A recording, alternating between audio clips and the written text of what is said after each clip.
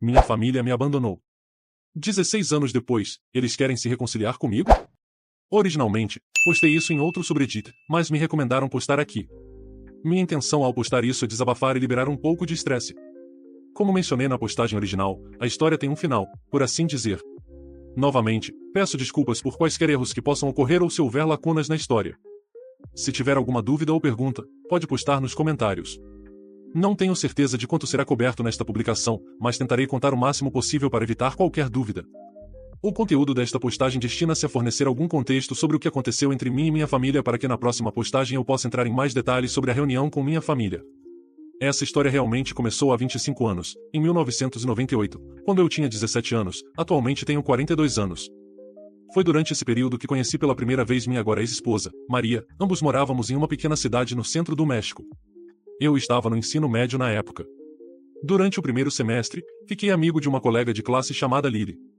Lily e eu nos dávamos muito bem desde o início, e como resultado, rapidamente formamos uma boa amizade.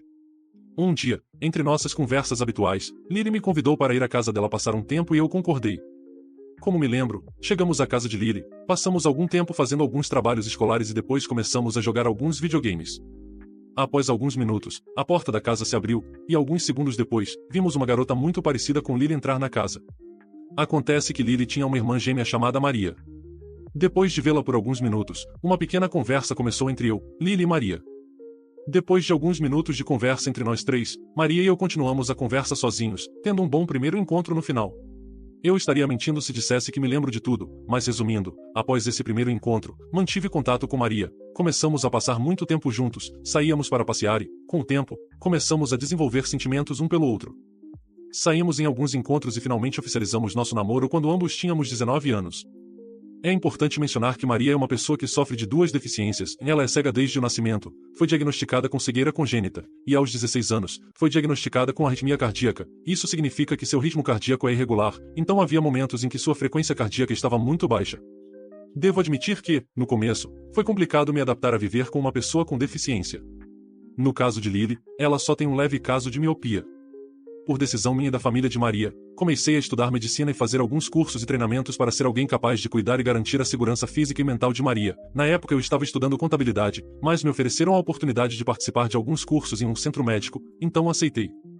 A maior parte do treinamento que fiz foi para lidar com a arritmia cardíaca de Maria, mas fiz tudo com prazer porque amava e, afinal, fazemos tudo para ver a pessoa que amamos feliz e saudável. Naquela época, Maria era o que eles chamariam de garota perfeita. Fisicamente, ela era bonita e atraente, mas o mais notável era sua personalidade. Ela era uma pessoa inteligente, carismática, empática, maternal e amorosa. Ela realmente conseguia cativar qualquer pessoa com quem conversava, e isso a tornava um pouco popular e querida na pequena cidade em que morávamos. Em 2000, nosso namoro começou enquanto estávamos ambos na faculdade. Nossas famílias comemoraram muito, eram muito próximas antes de saber que havia um relacionamento entre Maria e eu as deixava muito felizes. Minha mãe e a mãe de Maria eram boas amigas. Quanto ao meu pai, ele gostava de discutir questões relacionadas ao trabalho com a mãe dela. Sempre tive um bom relacionamento com a família dela, inclusive sendo padrinho de casamento da irmã mais velha dela. Outro ponto importante é que o pai de Maria faleceu quando ela tinha 7 anos, mas, apesar disso, ele era e ainda é uma figura amada na família dela. Eu achava que não havia nada com que me preocupar em termos de aspecto familiar naquela época. Minha família naquela época consistia em mim, meus pais e meus 3 irmãos mais novos. Para um melhor entendimento, listarei minha família da seguinte forma. Minha mãe, meu pai, Isaac, meu irmão mais novo por 1 ano, Luiz, meu irmão mais novo por 3 anos, Daniel, meu irmão mais novo por 4 anos.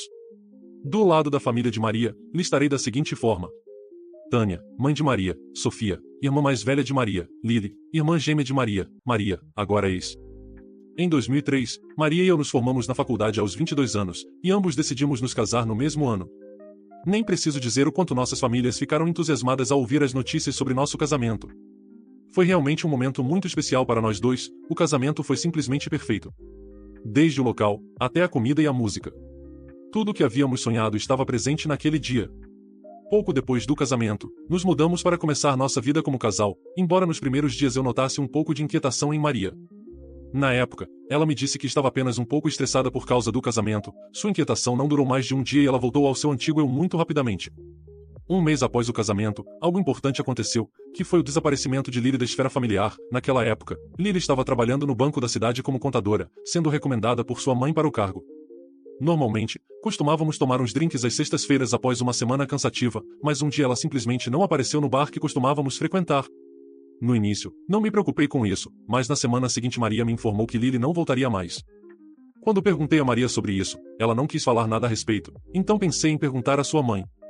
Ao questionar Tânia sobre isso, ela me disse que Lily foi presa na semana passada, que havia traído a ela e a sua família, que era uma pessoa horrível que havia roubado e colocado a reputação da família em questão, que por causa de suas ações muitas pessoas teriam suas vidas prejudicadas, etc. O que você está lendo é uma parte do que Tânia me disse.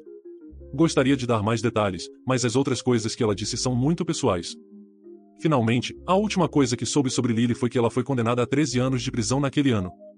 Toda a sua família se recusou a visitá-la e foi proibido de ter contato com ela. A rejeição foi tão grande que sua própria família se recusou a comparecer ao julgamento para não serem associados a ela, encerrando toda a comunicação após a sentença ser proferida.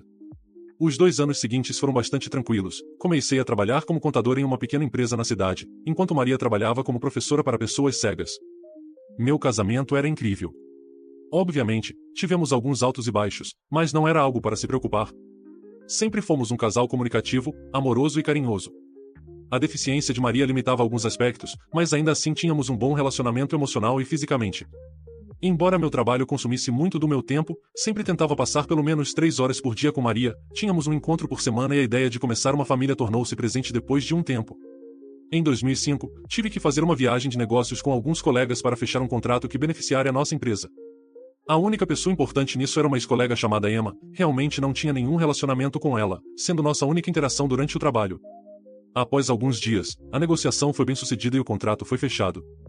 Para comemorar, meus colegas decidiram ir a um bar.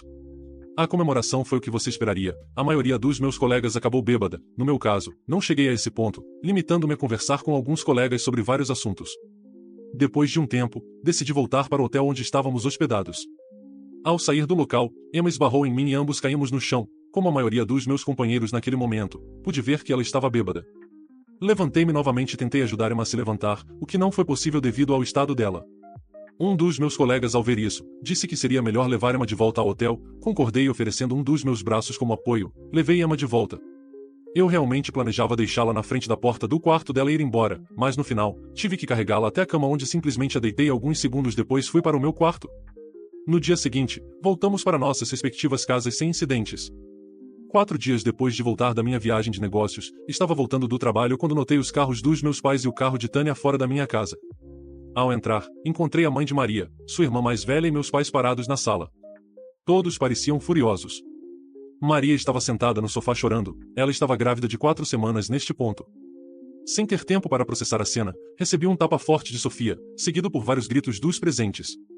Questionei por que todos estavam agindo daquela maneira e finalmente Maria falou e tudo o que ela disse foi: "Por que você fez isso?"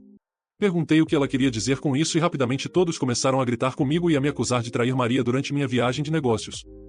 Questionei de onde vinha aquela acusação, ao que Tânia respondeu que Emma procurou para dizer que eu supostamente tinha um caso com ela, que supostamente já tinha um caso emocional com ela há algum tempo e que durante a viagem passou a ser um caso físico. Aparentemente, Emma foi muito detalhada em sua história, conseguindo passar sua mentira como verdade, também mencionando que eu teria dito coisas muito cruéis sobre Maria relacionadas à sua condição, entre outras coisas. Eu disse a eles que Emma estava mentindo e não havia algo para provar o que ela disse, mas Sofia respondeu que perguntaram a todos que foram na viagem conosco, todos concordando que me viram ir com Emma de volta ao hotel sozinho. Este ponto é verdadeiro, mas é porque ninguém queria me ajudar a levar Emma de volta ao quarto dela.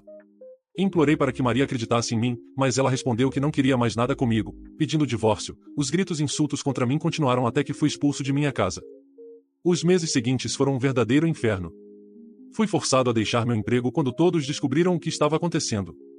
Como vivíamos em uma cidade pequena, a maioria das pessoas se conhecia, então você pode imaginar o ódio que recebi durante todo esse tempo, com todos gritando insultos para mim, às vezes escalando para agressões físicas. Meus pais me disseram que eu era uma desgraça para a família, meus irmãos me deserdaram e insultaram, e a família de Maria fez o mesmo, recusando qualquer tipo de relacionamento comigo. Pensei em recorrer àqueles que eram meus amigos, mas também fui rejeitado por eles. Nesse período, devo destacar o comportamento do meu irmão Luiz, que fez comentários suspeitos sobre o que estava acontecendo. Mais tarde, descobri que ele foi quem confortou Maria durante o processo de divórcio. O processo de divórcio durou cerca de 1 ano, durante o qual não me foi permitido ter contato com Maria em nenhum momento, todo o contato foi através de seu advogado. Finalmente, em 2006, o processo terminou comigo perdendo quase tudo devido à natureza da situação. onde eu morava, o adultério era considerado algo sério, então, além de ter que pagar pensão alimentícia, tive que pagar uma compensação financeira, entre outras coisas, mas meu advogado conseguiu um acordo para não precisar pagar pensão alimentícia. No final, tive que entregar minha casa, meu carro, 80% das minhas economias e uma compensação de US$ 160 mil. Assim que o divórcio foi finalizado, tanto minha família quanto a família de Maria cortaram todo o contato comigo, e a última coisa que eu vi sobre eles foi que meu irmão Luiz e Maria começaram um relacionamento. Naquele momento, eu basicamente tinha perdido tudo. Perdi minha família, meus amigos, minha reputação, tudo. Ninguém queria se relacionar comigo, então era impossível conseguir um emprego. Fui marginalizado por todos que viviam naquela cidade. Continuar com minha vida não fazia sentido, então pensei em acabar com tudo, mas, no final, não tive coragem para isso. Finalmente, decidi vender o pouco que tinha para levantar algum dinheiro e deixei aquele lugar. Mudei-me para uma cidade que ficava a 6 horas de distância de onde vivia antes. Meu objetivo era estar o mais longe possível, então me mudei para uma cidade no norte do México. Finalmente, cheguei a outro estado. Naquela época, eu não tinha muito dinheiro, então aceitei pequenos trabalhos para levantar algum dinheiro. Alguns meses depois de começar minha nova vida, percebi que vários negócios na área onde eu morava precisavam de orientação e assistência relacionadas ao preenchimento de impostos e à realização de auditorias. Vi isso como uma nova oportunidade, então comecei a dar conselhos e consultas relacionadas a declarações de impostos e a correta realização de auditorias. Em 2007, consegui formar uma pequena e relativamente bem-sucedida empresa de consultoria e assessoria econômica, mas naquela época eu tinha sérios problemas emocionais, principalmente questões de confiança e autoestima. Assim que consegui alcançar estabilidade econômica novamente, tive a oportunidade e os meios para fazer terapia, o que realmente me ajudou muito a lidar com meus problemas emocionais. Com meu terapeuta, abordei vários problemas, meu relacionamento com minha família, meu relacionamento com meus amigos e meu relacionamento com minha ex-esposa. Na época, sentia que tinha alguma culpa pelo que aconteceu, principalmente me sentia um idiota por não ter suspeitado de nada sobre Emma, e também questionei por que tudo isso aconteceu com Emma. No final, fui diagnosticado com transtorno de estresse pós-traumático como resultado da experiência que vivi durante o divórcio, mas o mais sério foi que desenvolvi um transtorno de ansiedade que me afetava muito ao socializar com outras pessoas. Naquela época, eu era incapaz de formar qualquer tipo de relacionamento com pessoas por medo de ser traído. Foi um processo lento, mas consegui superá-lo. Entendi que não era culpado pelo que aconteceu, pude começar o processo de cura e parei de questionar o motivo da mentira de Emma. Eu estava bem física e mentalmente. Comecei a frequentar a academia, desenvolvi um amor pela jardinagem e pelo kickboxing e me concentrei no trabalho. Até comecei a fazer alguns amigos, e depois de um tempo, fiquei confiante o suficiente para sair para tomar uns drinks. Os 2 anos seguintes foram muito bons para mim. Minha pequena empresa teve um bom crescimento, então dinheiro não era mais um problema, não era um milionário ou algo semelhante, mas ganhava o suficiente para não precisar me preocupar. Emocionalmente, eu estava bem, meus problemas de confiança não eram mais tão graves e meu medo de me relacionar com outras pessoas estava desaparecendo, embora ainda estivesse presente de certa forma. Consegui conhecer meus atuais amigos, que foram muito compreensivos com a minha situação e, finalmente, consegui ficar bem comigo mesmo. 2009 foi um ano importante. Devido ao crescimento que minha empresa estava tendo, tive que procurar mais funcionários, entre eles contadores para a empresa. Enquanto revisava algumas das candidaturas de emprego, uma delas se destacou das demais. A candidatura era de uma Lily, e isso me surpreendeu um pouco, pois me lembrou da minha velha amiga, mas na época pensei que era apenas uma coincidência. Finalmente, tive a entrevista com a pessoa que enviou a candidatura e grande foi minha surpresa ao ver que realmente era a Lily que eu conhecia, ambos nos reconhecemos instantaneamente e permanecemos em silêncio. Honestamente, foi algo desconfortável, já que ela era a gêmea da minha ex-esposa. Várias lembranças dolorosas vieram à minha mente quando vi o rosto dela. Depois de alguns minutos, continuei com a entrevista da maneira mais normal possível. No final devo admitir que foi uma boa entrevista.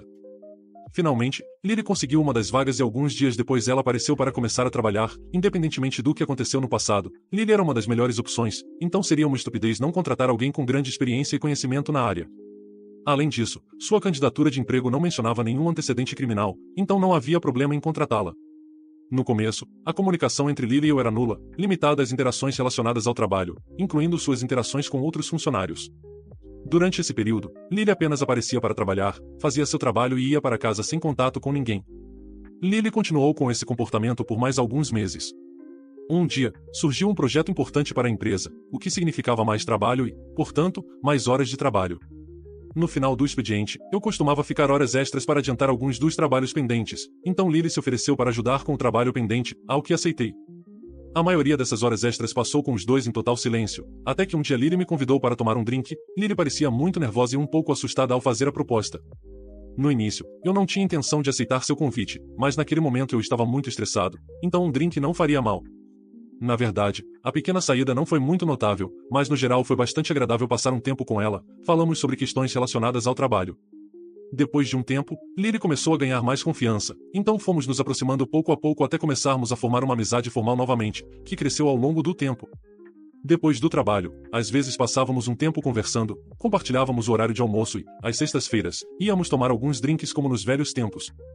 Em uma de nossas saídas ao bar, decidi ser aberto com ela e contar tudo o que aconteceu comigo e Maria. Lily tinha perguntado anteriormente sobre como Maria estava, ao que eu apenas disse que nos divorciamos sem falar sobre o motivo. Contei a ela o que aconteceu com Emma e como tudo ocorreu durante o processo de divórcio. Naquele momento, Lily ficou surpresa com tudo o que tinha acontecido, ao que perguntei se uma mentira era realmente suficiente para nossas famílias cortarem contato comigo. Respondi que não sabia todos os detalhes, então não sabia se havia algo mais que os levou a tomar essa posição. Por sua vez, Lily ficou muito chateada e perguntou se uma mentira era suficiente para ofuscar os anos que passei com nossas famílias. Finalmente, ela disse que estaria lá para mim se eu precisasse conversar novamente. Até aquele ponto, eu só tinha falado em profundidade sobre o meu divórcio com meu terapeuta, então desabafar tirou um enorme peso das minhas costas. No geral, Lily foi uma grande adição à empresa, conseguindo se destacar e subir rapidamente dentro da empresa, apesar do tempo que passou na prisão. Mas, apesar disso, algo não estava certo com ela. Notei que os problemas de Lily em trabalhar como parte de uma equipe ou com outros funcionários ainda estavam presentes. Então, em uma das nossas saídas para tomar um drink, perguntei se estava tudo bem. Quando fiz a pergunta, Lily parecia nervosa e assustada, então pedi desculpas por perguntar, mas disse a ela a mesma coisa que ela me disse quando contei sobre o meu divórcio. Disse que, se ela precisasse conversar com alguém, poderia contar comigo. Os dias seguintes passaram normalmente, até que em uma das nossas saídas ao bar, Lily finalmente decidiu se abrir comigo. Ela me contou sobre o que aconteceu no passado e por que foi presa. De forma resumida e simplificada, Lily trabalhava no banco da cidade onde ambos morávamos antes. Ela me explicou que suas funções no banco eram realizar a abertura anual do sistema contábil, além de trabalhar nas alocações orçamentárias, itens de orçamento, projetos, etc. Como Lily provou ser um elemento muito eficiente e capaz, as pessoas encarregadas do banco a designaram para uma posição onde ela tinha acesso a um grande banco de dados contendo todas as informações sobre os clientes e pessoas que tinham uma conta no banco para realizar suas funções de maneira mais eficiente. Além de Lily, havia também outro rapaz que tinha as mesmas funções que ela. Ele disse que um dia a administração foi bombardeada por reclamações de pessoas furiosas que relataram que suas contas de poupança estavam zeradas ou que não tinham dinheiro algum em suas contas bancárias.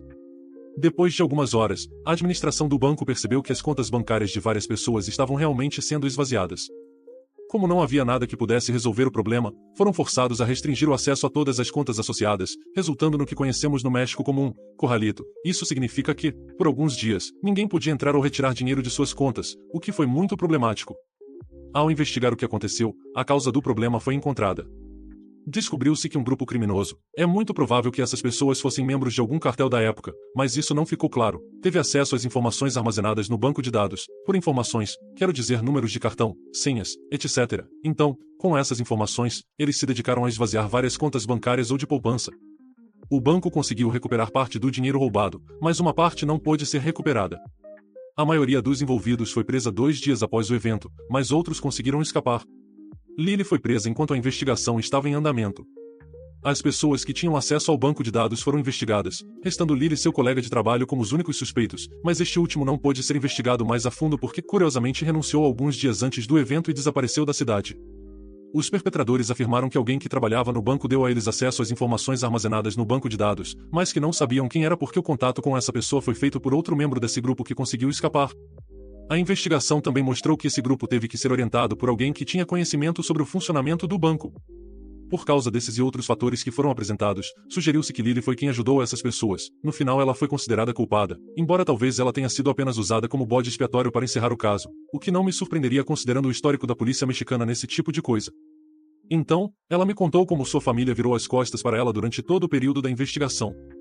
Destaco sua mãe, que em nenhum momento acreditou em sua inocência. Nesta época havia alguma tensão entre Lily e sua mãe por situações relacionadas ao relacionamento delas. Parece que esse fato complicou as coisas. Finalmente, Tânia jogou na cara dela o dano que sua ação havia causado tanto à reputação da família quanto às pessoas que perderam suas economias.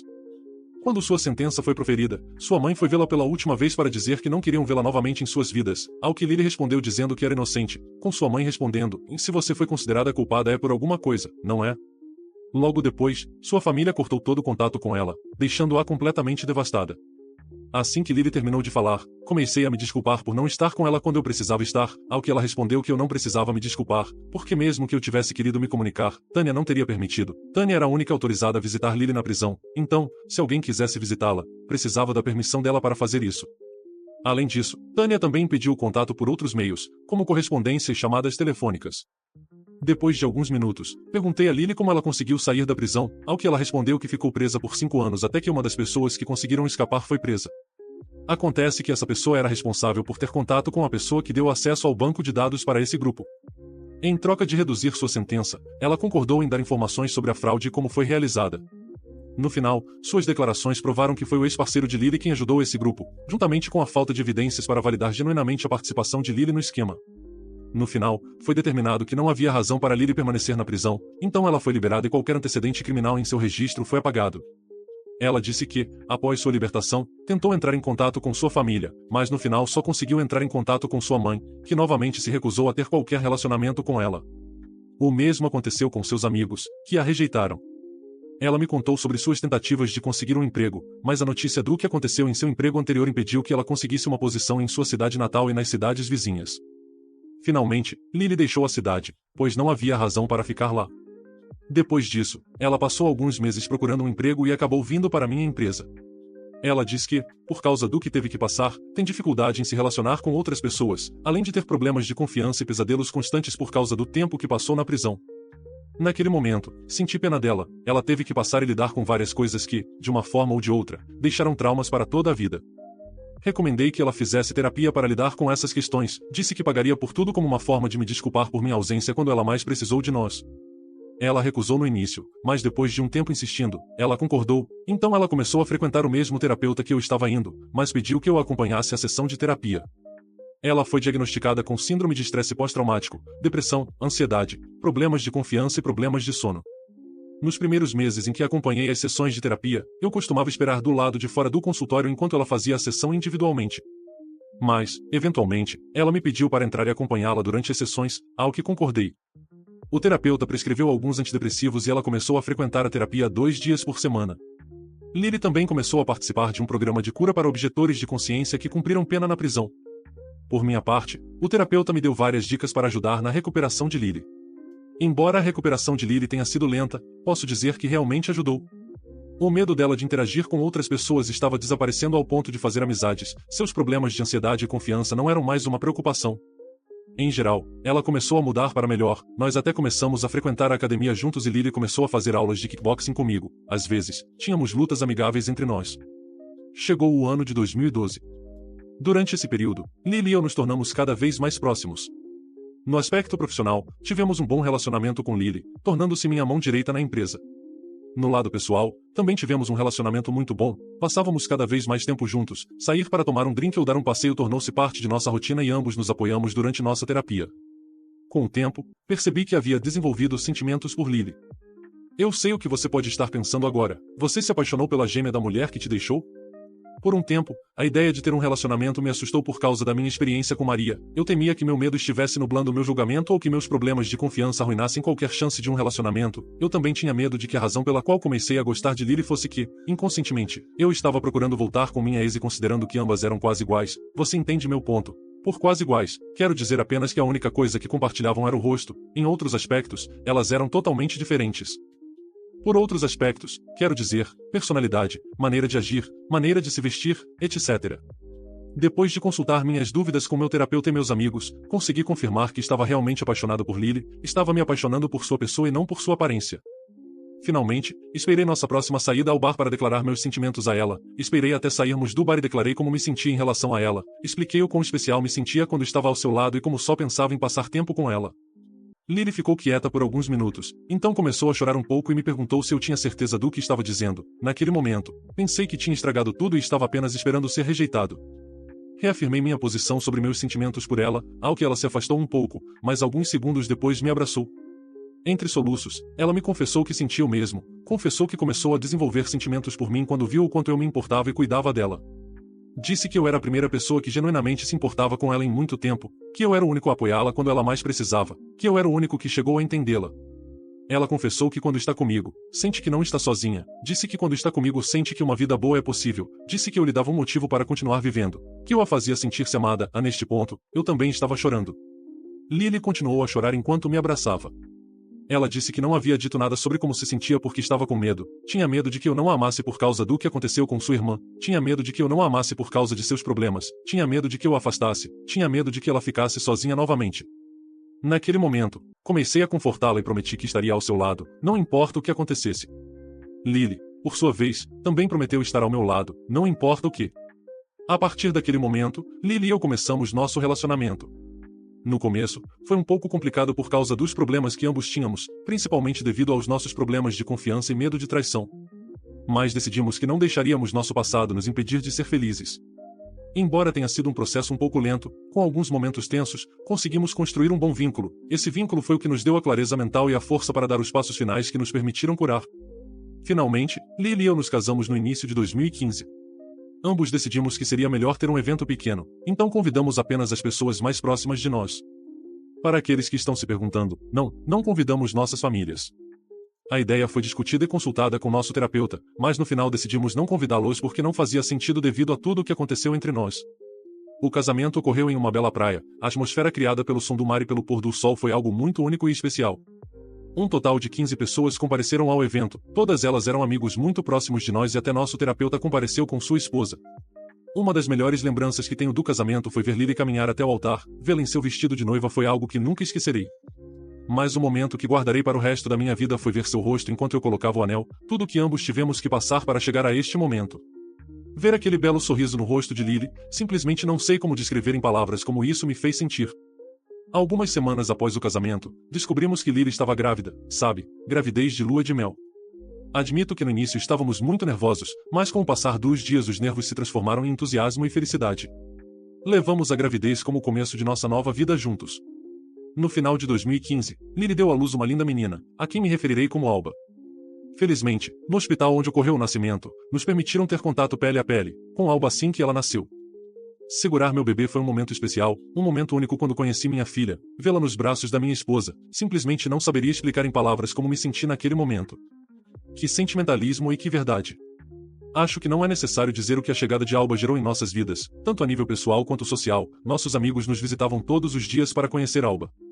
Devo dizer que os primeiros meses foram difíceis, pessoas que tiveram ou cuidaram de um bebê sabem que bebês precisam de muito tempo e atenção, então é normal sentir-se sobrecarregado ou cansado. Os choros do bebê, ter que ficar acordado a noite toda, preparar mamadeiras às 4 da manhã, etc. Foi um período complicado, mas conseguimos lidar com isso de uma boa maneira. Fizemos um esforço para dar todo o carinho e amor que tínhamos por nossa filha, apesar do cansaço físico e mental a que fomos submetidos. Com o passar dos anos, Lily e eu trabalhamos duro para garantir que Alba tivesse uma boa criação desde jovem. Dedicamo-nos a criar um ambiente amoroso, respeitoso e de confiança para que ela prosperasse. Apesar de ambos trabalharmos, geralmente nos organizávamos para passar tempo com nossa pequena.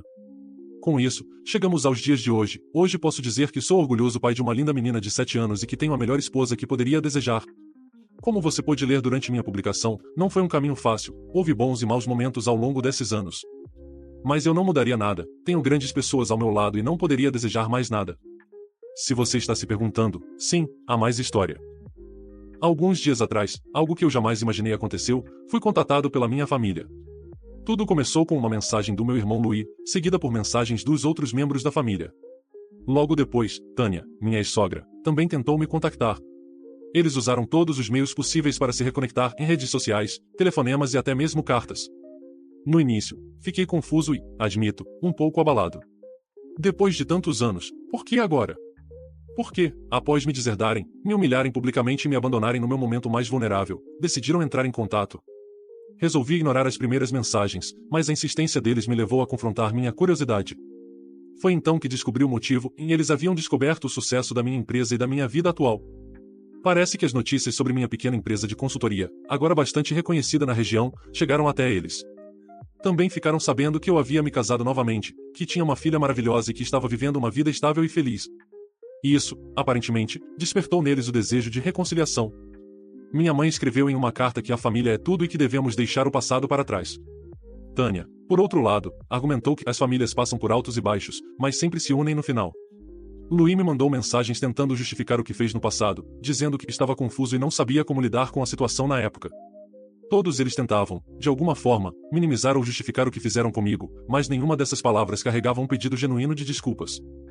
Refleti muito sobre tudo isso. Falei com minha esposa, Lily, e até consultei meu terapeuta sobre o que deveria fazer. A resposta estava clara e não havia mais espaço para essas pessoas na minha vida. Não se tratava de vingança ou amargura, mas de autopreservação. Essas pessoas haviam me mostrado quem realmente eram quando precisei delas. Elas escolheram acreditar em uma mentira, escolheram me virar as costas e me tratar como um inimigo. Enviei uma única mensagem para todos eles, algo curto e direto. Agradeço por entrarem em contato, mas não vejo razão para reatar laços com vocês. Foram suas escolhas no passado que definiram onde estamos hoje. Estou feliz com a vida que construí, e não sinto que vocês tenham um lugar nela. Desejo-lhes o melhor. Depois disso, bloqueei todos os números, excluí as mensagens e cartas e segui em frente. Lily me apoiou em cada passo desse processo, lembrando-me de que não preciso me justificar para ninguém e que a família que importa é aquela que escolhemos construir. Minha filha, Alba, também foi uma das razões pelas quais decidi manter essa distância. Não quero que ela cresça em um ambiente onde as pessoas podem tratá-la como descartável quando conveniente. Hoje, mais do que nunca, estou em paz com minha decisão. Sei que tomei o melhor caminho para mim e minha família. Minha vida é cheia de amor, respeito e harmonia, algo que não encontrei no seio daquela família que me abandonou. Olho para minha esposa e minha filha, para os amigos que considero família, e vejo que tenho tudo o que preciso. O passado ficou para trás, e é lá que ele pertence. Comentário observador do Reddit. Essa história é uma verdadeira lição sobre perdão e limites. Às vezes o sangue não define quem é família. As atitudes sim. Ele foi acusado, humilhado e abandonado, mas reconstruiu tudo sozinho. E no fim venceu sem precisar se vingar, apenas vivendo melhor. E você, daria uma segunda chance para quem te destruiu? Deixa nos comentários o que você faria nessa situação. Se essa história te prendeu até aqui, deixa o like, se inscreve no canal e continua comigo, porque amanhã tem mais uma história real e cheia de reviravoltas.